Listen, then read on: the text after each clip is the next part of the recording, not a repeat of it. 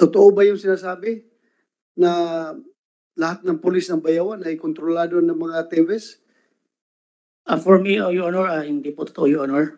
Considering na ako mismo yung nakapag-witness na yung mga pulis talaga natin, Your Honor, is nagtatrabaho talaga.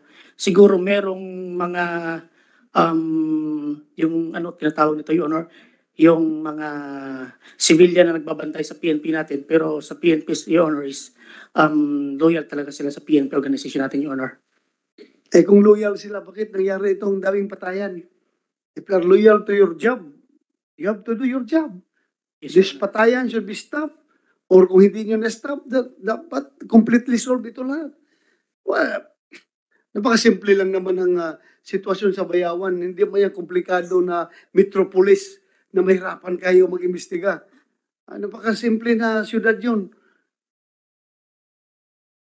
Why? Actually, Your Honor, kung titingnan po natin, Your Honor, yung Bayawan City, Bayawan City po is top 10 sa pinakamalaking land area po sa buong Pilipinas, sa city po. So kung yung Dumaguete City po is yung size ng Dumaguete City po, Your Honor, is times 20 po ng size ng Bayawan po, Your Honor. So, you mean to say that is an excuse for you to prevent all these crimes? No, Your Honor. Is that an excuse for you for not solving these crimes? No, Your Honor. Is that an excuse for you to not delivering the right police services to these people? No, Your Honor. Eh bakit maraming nangyaring patayan dyan? Actually, Your Honor, marami tayong ginawa, Your Honor. Like what? Kung sa Bayawan City, Your Honor, alam po ng mga tao doon sa baba na yung hipe mismo nila, ako mismo, nagpapatrolya, nag-bibit patrol, nag-motorcycle patrol. Alam nila yun, Your Honor, kilala nila ako kahit yung mga habal-habal. At the same time, Your Honor, sa morning, Your Honor, meron tayong outgoing and incoming personnel. Before sila pupunta, Your Honor, or mag-out, Your Honor, nagkaroon sila ng checkpoint, Your Honor. So, in a total of 5 to 6 checkpoint per day, Your Honor. Ganun po intensify yung checkpoints natin, Your But Honor. despite the intensity of your checkpoints, killing still continue. Sabi mo, in your 10 months stay there, 10 killings happened. Nakiklear din natin, Your Honor, yung mga shooting. Nakapag-file tayo ng complaint, Your Honor. Itong 10. Yes, Your Honor. Isa-isahin mo nga, baka nabanggit yan dito kayo na. Hindi ko lang po, Your Honor, na ma-recall yung iba. Pero mostly of yung kay Sir Estinioso na lang yung hindi ko na-tell, Your Honor, kasi nga na-relieve na ako, Your Honor. Taga saan ka ba? Taga Ilonggo po kayo, Your Honor. Capiz po, Your Honor. Capiz. Yes po.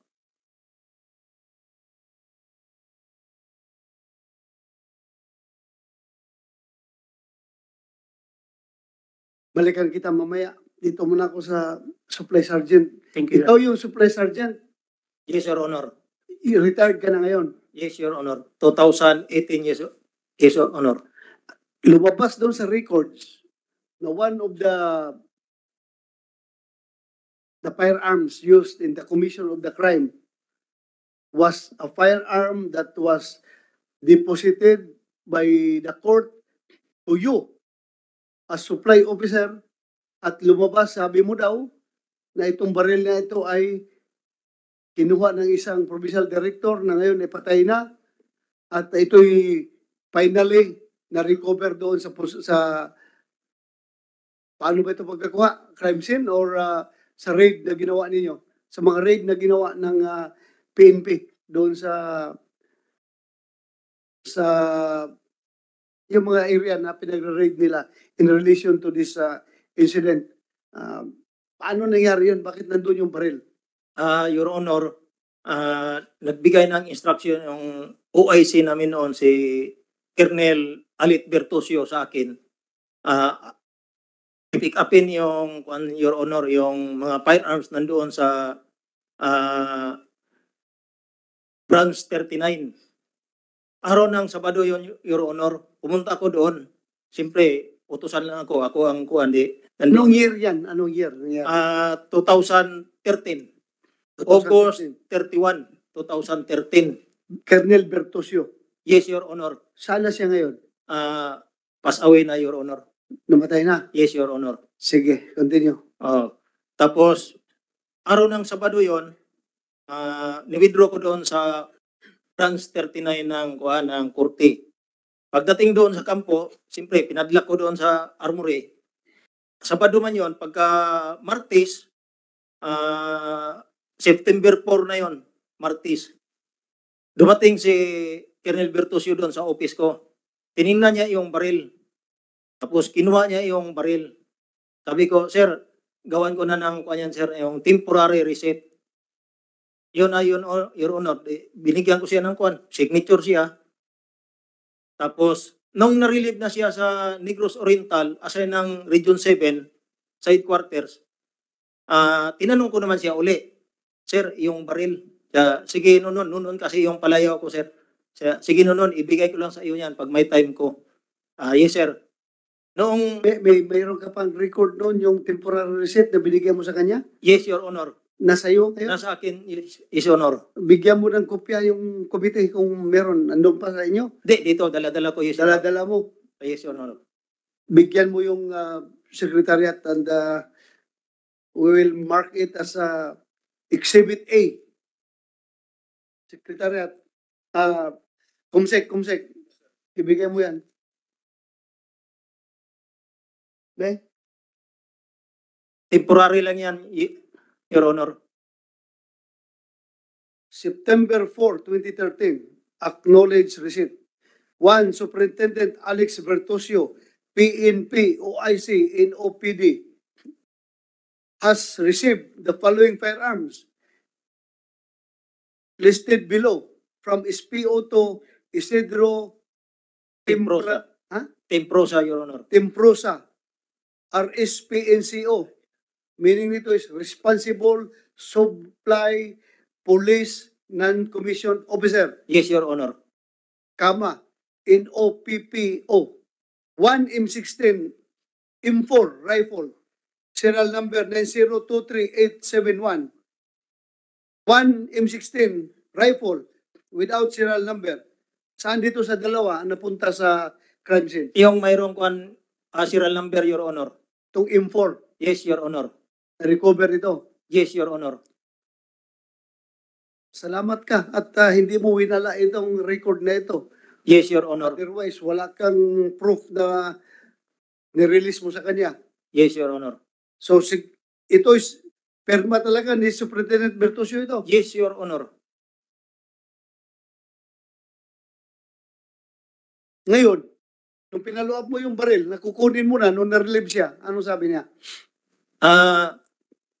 Bali, 3 times ko siya in-inform, Your Honor, na kukunin ko yung baril. Sandali ha. Kumsek, i-photocopy mo lang ito. Yes, sir. Ang original, ibalik mo sa kanya kasi later on magkakaso ito, kailangan niya ito. Yes, sir. Kung kasuhan siya. Pero ibigay mo lang original sa kanya. Yes, sir. Please continue. 3 times ko siya siningil, Your Honor, sa baril. Bago siya nakuma. Nung nakuma siya, siyempre, si ma'am naman yung tinanong ko. Hanggang noong nangyari na doon kay Gobernador Digamo, late Digamo, pumunta sila ni Kuando, nag-create ng SITG, pinareport ako doon. Tapos, yan, binigyan ako ng instruction, puntahan mo yung asawa. Gabi na yun, Honor, gabi. Hindi kami nagkausap ni ma'am, magkakilala kami. Kinabukasan, tumawag siya sa akin. Sabi niya, ma'am, yung tungkol sa baril ba, ma'am? Nung kay Sir. Siya, wala naman nun. Kuha naman, yung ibang baril. Kasi maraming baril yun si Sir Bertosio kay member ng shooting team. Sabi niya nun, hindi ko na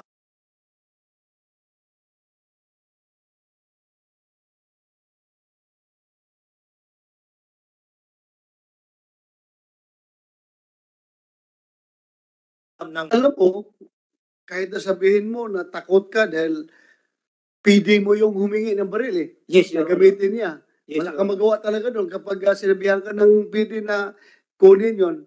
But sana nag-isip ka na ito'y galing sa korte. Ito'y mga mga kwan ito, mga Evidence. exhibit ito ng korte na pinagkatiwala sa iyo. So dapat iniisip mo yung custodial lihis ng mga bagay na yun. Dapat hindi mo yun binigay sa PD mo. Sinabi ko naman sa kanya, Your Honor, yung bago siya na-relieve ng NUPO papuntang Region 7 na i-recall ko yung baril. Ang sabi niya naman sa akin na, sige noon, pag may time ko, ibalik ko yung baril. Yan ang kuwan niya, sabi niya, Your Honor. Ako wala man akong magawa. Bakit nakakasama ito sa krimen nung pagpatay kay Gobernador Digamo? Anong teorya mo? Yan ang hindi ko lang alam, Your Honor, dahil nandoon naman sa kanya yung baril. Wala ka nang alam. Wala ko nang alam, Your Honor. Hanggang nag-retire ako. Clear ako lahat sa PNP. Lahat-lahat clear ako sa PNP. At saka yung sa dati kong unit dati akong PNP SAP, PC SAP, recruit ako ng PC SAP. Yun. Clear ako lahat. PNP, anong dapat policy gagawin natin dito para hindi na maulit ito? What's your recommendation? Ikaw, galing ka mo si SG, Villaflor. Anong tingin mo dito para hindi na maulit ito? Gagawa ba kayo ng policy na regardless kung PD yan or sinong boss dyan, ikaw ang responsible supply officer, ikaw pa rin mananagot pag nirelease mo yan sa kanila. Dapat gano'n na policy. Yes, sir. Actually, sir, cases had been filed against different RSP NCOs whenever they fail to account and to surrender all the firearms entrusted to them, sir. No, ito, hindi pa siya nakasuhan. Nakapag-retire nga eh. Walang kaso, walang problema. Hindi ito nakita sa record na nawala yung 2 baril na ni-receive ni Colonel Bertosio. Nakapag-retire nga siya eh. Yes, Hindi sir. siya I nakasuhan. think those firearms concerned are not organic personnel, organic firearms of the PNP, sir. Yeah, but given the fact na hindi organic firearms ng PNP, ito'y mga inventory ito ng mga court evidences, di ba? Turn over yan dahil walang kuwan ng korte, wala silang armory doon. Hindi safe yan doon kaya minabuti nila na ibigay sa PNP para mapunta doon. Dapat may proper documentation yan lahat. Yes, sir. Per what had happened what had happened this afternoon, sir, per revelation of the former RSP NCO, we will recommend to the DIDM to formulate a policy regarding the withdrawal of firearms in custody of RSP NCO by not even the direct superior, not even a senior officer should not do that, sir. Yeah, more so na ito'y galing sa korte. Ang mga ebidensya ito sa korte. You're raising your hand, Colonel Lucas. Yes, sir. Good evening po, sir. Sir, in the first place, sir, dapat si Sergeant Improsa, hindi siya nakapag-retire. Why? Because accountability niya yung baril. Dapat kasi, sir, nagkakaroon ng turnover yan, sir. Ang ginagamit yan, sir, yung property book. Nag-retire siya, sir, turnover niya dun sa papalit sa kanya na supply PNCO yung libro. Ini-account nila yung baril. Bakit siya, sir, na meron siyang accountability? So, ibig sabihin, sir, walang proper turnover between the outgoing and incoming supply PNCO. So you hear that? Pwede ka Yes, Your pagkasuhan. Wala kayong proper turnover. Bakit ka Mayroon, mag-retire? Yes, Honor. Mayroon akong kuha na turnover sa sumunod sa akin na supply PNCO. O hindi siya nagreklamo na wala doon yung 2 armas na binigay mo kay Colonel Bertosio? Ang kuha lang doon, yes, Your Honor, is yung property ng PNP ang na-turnover lahat. Yun nga. So property lang ng PNP ang record na turnover mo. Yes, Your Honor. Yung mga galing sa korte, wala na kuha yun na turnover. PNP, please drop a policy para dapat ipa-adapt natin sa Napolcom. Hindi na kailangan siguro ng legislation dito coming sa amin. Policy, kuha na lang yan. Napolcom memorandum, circular, gawin ninyo. Na dapat lahat ng responsible supply PNCO ay hindi pwede mag-loan ng armas. Doon kahit kanino man, basta yan ay nilagay sa kanyang custody. Lalo-lalo na galing sa korte. Dapat may court order yan bago mo ibigay doon sa kung kanino man. Ebidensya yan ng korte. Hindi pa natin alam kung yung kaso na yun na kinasangkutan ng mga baril na ito ay na-resolve na ba yun ng court. Hindi natin alam. But anyway, you should draft a policy pertaining to this. I-recommend nyo sa Napolcom na magkakaroon kayo ng resolution. Napolcom memorandum circular pertaining to this. So, thank you. Maraming salamat, Your Honor. Saan ka kumuha ng pamasahe papunta dito? Your Honor, ng from province sa PPO. PPO. Yes, Your Honor. So, thank you. Sabi mo yung PD niyo doon. Salamat. At Maraming ginasposan salamat, ng Sir pamasahe. Recinto, sir. Resinto. Kaming dalawa ni Colonel Lupis. Pag naubos yung imuwi mo, sigilin mo lang yung arte mo, ha? Sabihin mo, iparepand yung pamasahe nila. Sabihin mo yung R6 ninyo. I-refund na lang. Thank you for that. Maraming salamat, Your Honor. Yes, go ahead, Senator Bong Revilla. Yeah, nandito pala si Colonel Marantan. Baka pwede natin marinig. Si Colonel yung nag-grade sa wala, Tebes na. Ano bang status sa ground doon nung bago ka pumasok, Colonel?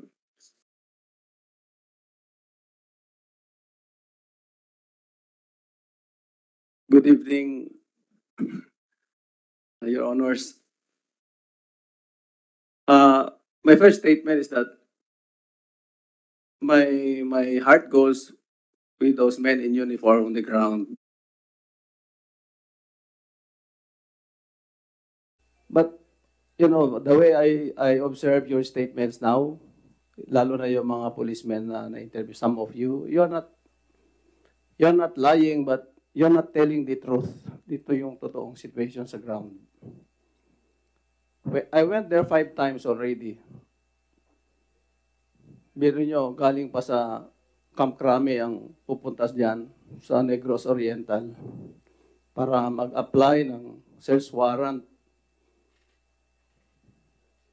Implement the search warrant do sa mga targets, of which you by yourself can do it naman. And yet you're telling us that you are not afraid of anyone.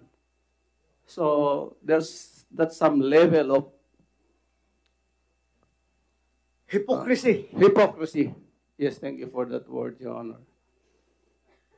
Pwede naman ninyong sabihin sa amin dito na na you are afraid some level of that so we can be of help with you. That alone. Ilan ba sa inyo ang nakapag-apply ng SW at implement it? Kahit hindi na kinatebes, kahit lang yung mga alipores niyang SW ninyo. And you know, Your Honor, yung mga inaresto namin doon, 10 of them, we brought them here. Dito sa Camp Crame. And we filed appropriate case against them sa DOJ mismo. Because we cannot do it. They cannot do it there. Because there's tension. There's too much tension in the area. They cannot even mention the name of Tevez. Tanungin mo lang, sino ang congressman dito, sino ang governor, sino yung... They cannot even mention their names. You see that? Ganyan ba yung ano natin? I am also scared, ha? Takot din ako pumunta doon. But, you know, I'm trying to brave myself going there. Kasi, hindi naman ako magaling din eh. Lalong hindi rin ako naggagaling-galingan dito. Pero, well, General Peña can attest to that. Yung unang pasok namin dyan, sino ang local policemen na tumulong sa amin? Almost none of you ang tumulong sa amin. Pinangakuan lang nila kami. We understand that. Kaya nga, kami ang security forces, kami pa ang patago-tago para mag-briefing, para i-implement yung SW sa mga targets doon. That's the real situation there. It's Alam mo, a feeling that patuloy you don't mo. like it. pagpatuloy mo yan, Colonel Baranta, gusto kong bumalik sa pagka-Chief PNP at tingnan natin kung sinong magaling dito. Yes, sir. Kung sinong siga dito. Gusto kong bumalik pagka-Chief PNP. Tingnan natin. Sinong siga? I'm really to... Gusto ko i-challenge lahat eh. Sino pinakasiga dyan? Ang pangit na ganun, local police ayaw mag-cooperate sa police galing sa national headquarters. Akala ko Philippine National Police tayo. Fortunate enough, Your Kakadismaya. Honor. Fortunate enough, Your Honor, that we were backed up by the AFP, particularly the subordinates, the men of General Sison and General Peña. Without them, talagang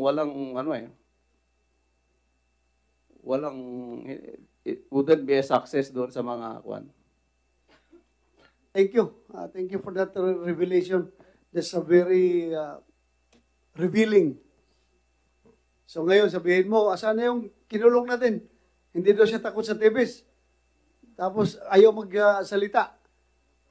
Hindi niya ma-remember.